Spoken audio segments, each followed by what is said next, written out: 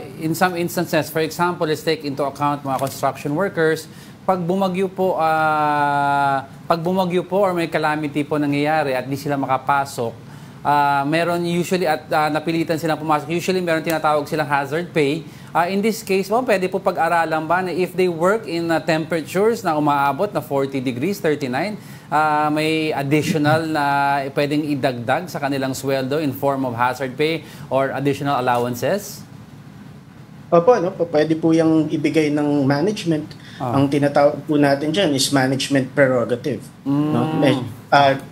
The company might opt to give higher benefit compared to the standards mandated by law. No? However,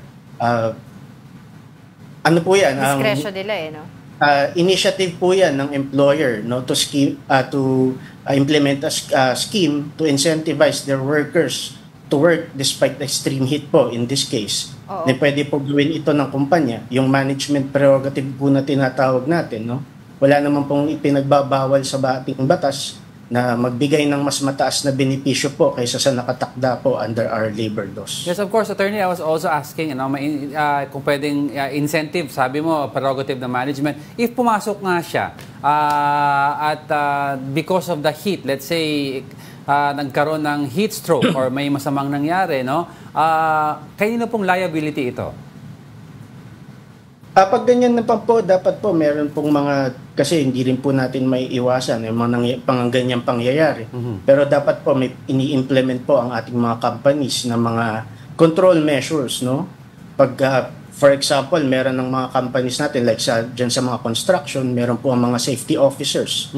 So if they should be able to determine if the situation in the workplace should be extreme enough, if it's extreme enough to call off work, or they could adopt a different alternative work scheme po, no? So pag may ganyan po at hindi po nag-implement ng mga safety measures ang isang kumpanya, maaari po silang ma-hold liable dyan po sa isang insidenteng tulad po ng inyong nabanggit.